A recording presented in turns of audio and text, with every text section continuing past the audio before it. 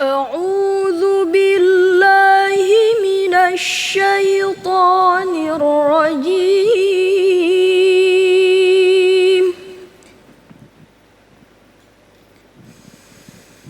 بسم الله الرحمن الرحيم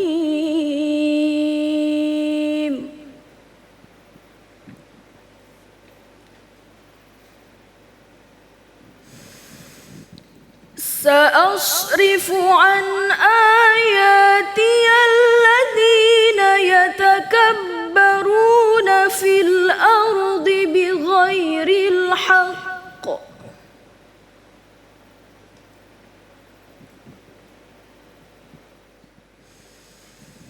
وإن يروا كل آية لا يؤمنوا بها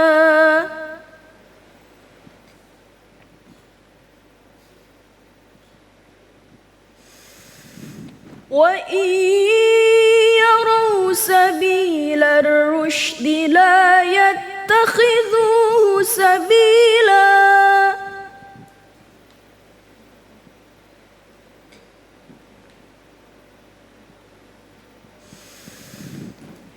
وإن يروا سبيل الغي يتخذوه سبيلا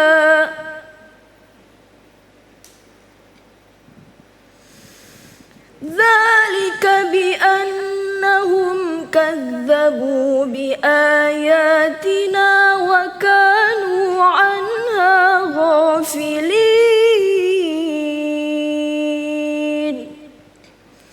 صدق الله العظيم.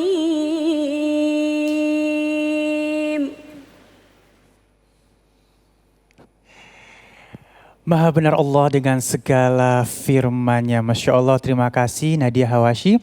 Dan alhamdulillah saat ini kita sudah bersama guru kita yang dimuliakan Allah Subhanahu wa taala, Al Ustadz Azhari Nasution. Assalamualaikum Ustaz. Waalaikumsalam warahmatullahi wabarakatuh. Masya Allah, ini sebenarnya tema kita ini banyak dibahas orang, tapi memang terus harus dibahas. Siap. Karena subtema kita yaitu bahaya percaya syirik. Namun sedikit nih Ustadz Ali ingin tanya, tahayul ini masuk ke dalam syirik nggak sih ya? Terus kan ada tuh orang bilang kadang-kadang, jangan kelamaan liatin perempuan, entah dari mata turun ke hati. Itu tahayul bagaimana tuh ya? Jangan ada lama-lama. Jangan lama-lama lihat perempuan di matanya, entah dari mata turun ke hati, kata dia gitu. Ada lagi nih, masih perawan hati-hati kalau nyapu yang bersih, entah dapat jodoh laki-laki bewokan lagi. Ada yang gitu juga. Nah ini apakah yang namanya tahayul ini masuk ke dalam syirik Ustaz? Silakan Ustaz. Bismillahirrahmanirrahim. Alhamdulillahi haqqa hamdihi wa syukru lillahi haqqa syukri. Summa salatu wa afdalu salam ala ashrafi khalqihi wa ala alihi wa sahbihi. Salatan wa salaman daimaini mutalazimaini ila yaumi liqa'ih. Assalamualaikum warahmatullahi wabarakatuh. Habib Ali, qari'ah, para munsyid kita, jamaah pemirsa Cahaya Hati iNews yang dimuliakan oleh Allah Subhanahu wa taala.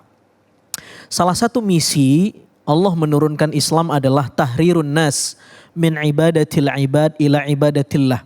Memerdekakan manusia dari menyembah sesama manusia menuju menyembah kepada Allah agar tidak syirik. Itu salah satu misi diturunkannya Islam.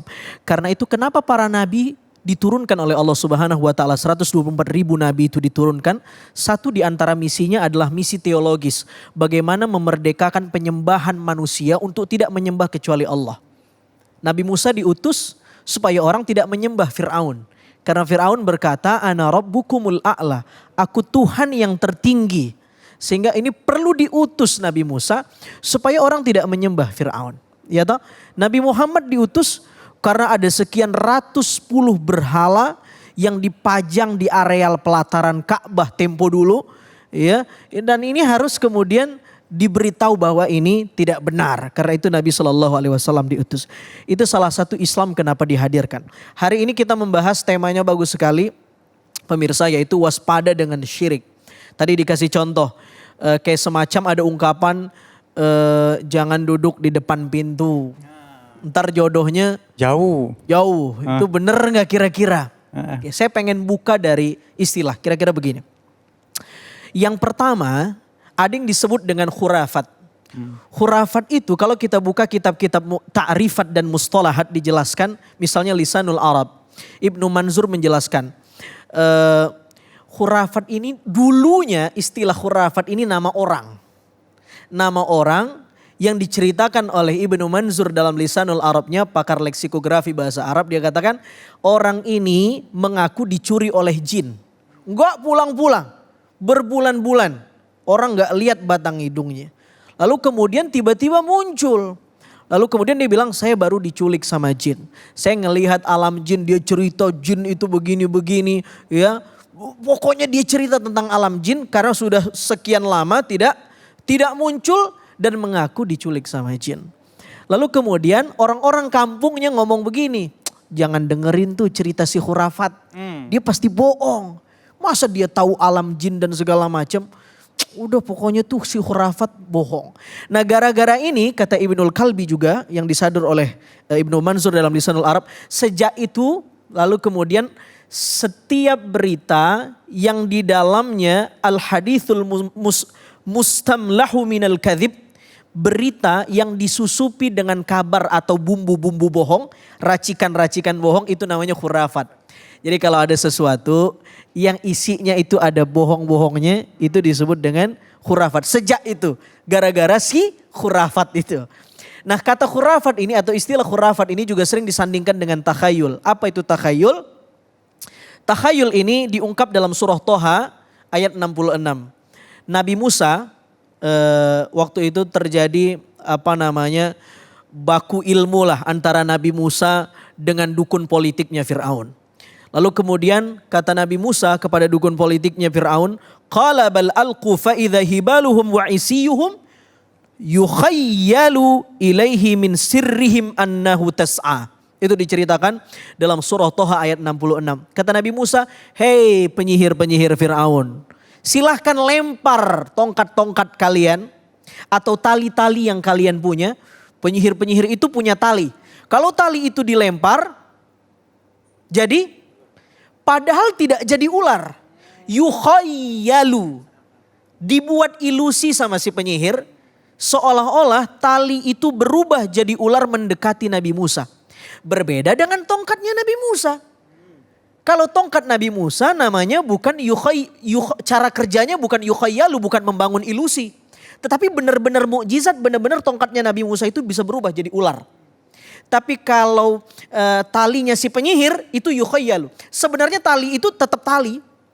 Tapi dibuat ilusi siapapun yang tersihir melihat tali itu berubah jadi ular. Itu kata takhayul disebut dalam Al-Quran surah Toha ayat 66. Nah dari sini ulama berkata takhayul itu adalah sesuatu yang isinya sebenarnya cuma khayalan aja. Makanya disebut takhayul. Ya, hayalan doang. Hayalan belaka. Karena itu orang sombong di dalam Al-Quran ya dilabeling oleh Al-Quran dengan istilah al-mukhtal. Tadi qori'ah kita baca Al-A'raf 146 cerita tentang sombong juga. Tapi diksi yang digunakan bukan al-mukhtal. Tapi salah satu pemakaian kata yang digunakan Al-Quran bagi orang yang sombong adalah al-mukhtal. Al-mukhtal itu adalah orang yang suka menghayal bahwa dirinya ini hebat, super, lebih halu. Bahasanya sekarang kali ya, halu. Nah halu itu mukhtal bahasa Qur'annya. Mukhtal itu kira-kira istilah yang lagi ngetren hari ini, halu. Mukhtal. Orang yang hubbul jah, cinta banget sama dirinya, merasa dirinya segala macam. Orang yang banyak berhayal. Itu juga takhayul. Jadi bukan cuma ungkapan jangan duduk di depan pintu nanti jodohnya susah.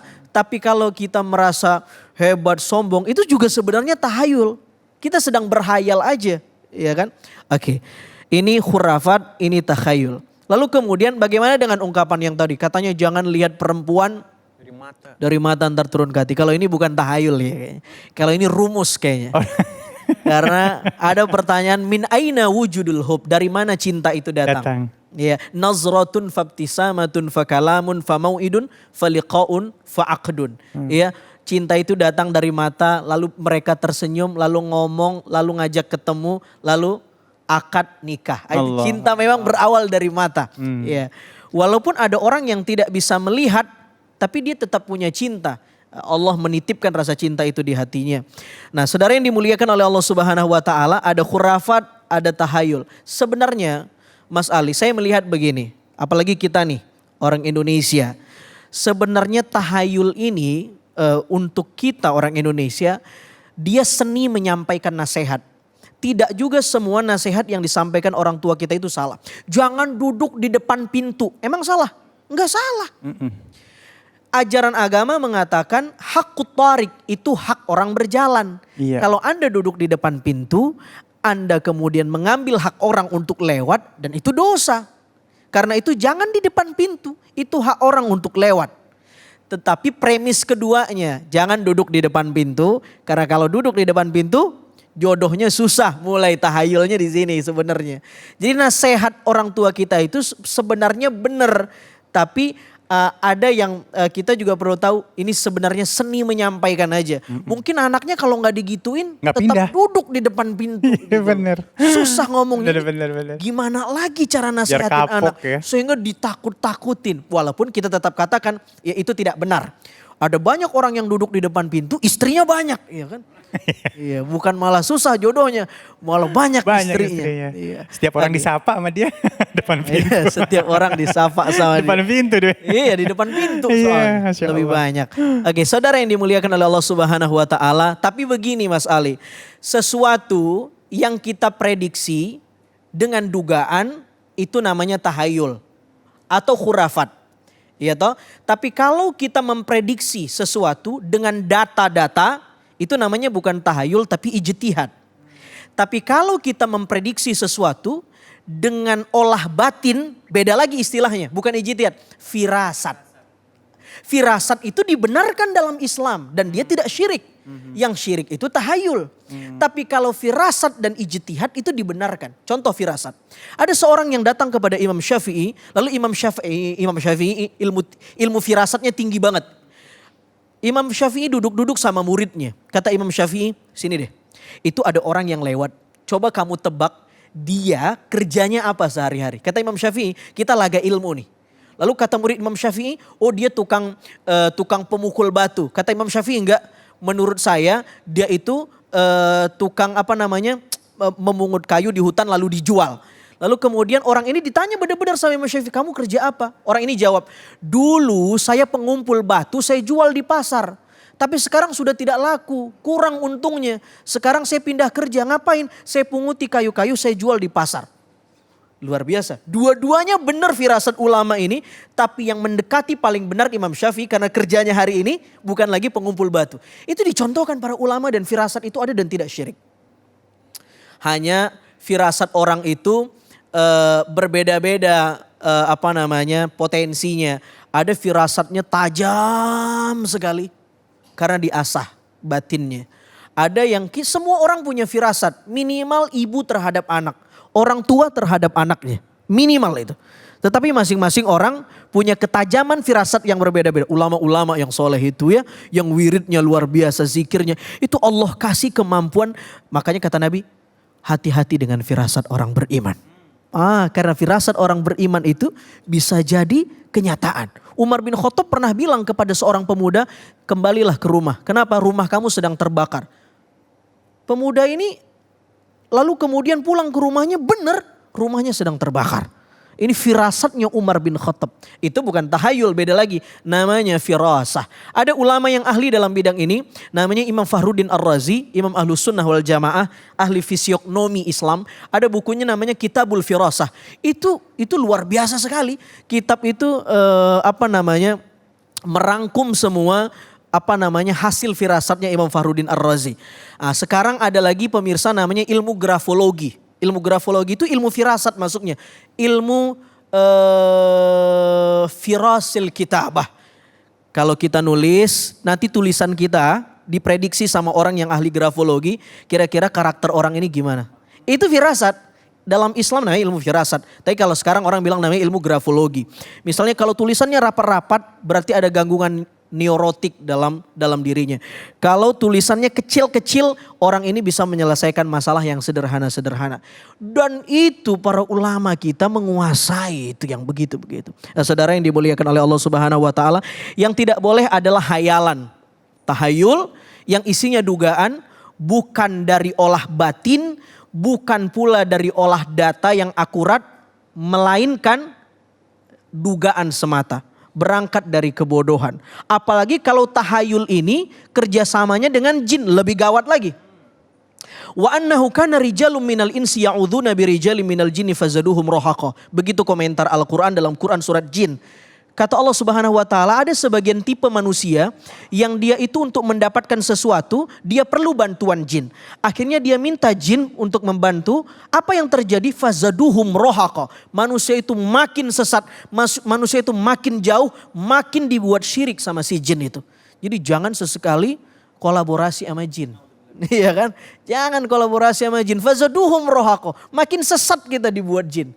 Jadi kalau tahayul lalu ke khurafat dibantu lagi sama jin. Jadinya seperti apa? Jadinya seperti penyihir Fir'aun. Yukhayyal.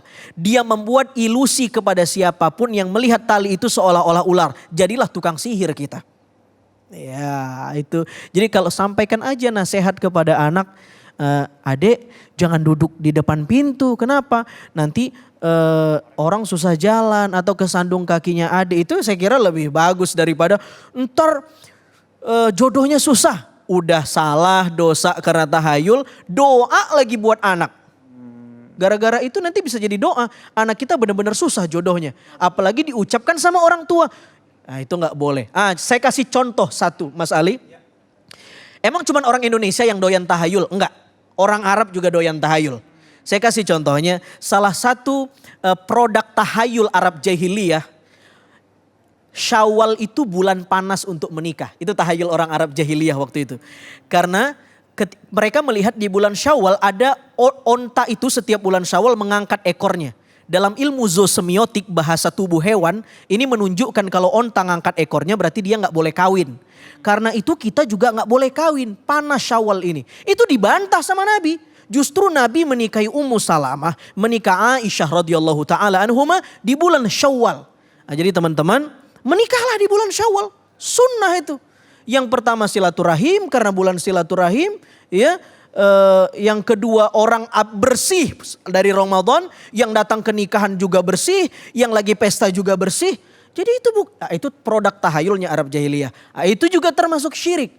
Ini Nabi Muhammad datang memberantas ini. Itu kira-kira itu kurang lebih. Masya Allah, terima kasih guruku ilmunya dan mudah-mudahan kita terhindar dari yang namanya syirik ya. Dan buat pemirsa di rumah saat ini boleh persiapkan Al-Qur'annya karena saat lagi kita akan bertemu dengan guru kita Ustadz Syam dengan ngaji yuk ya.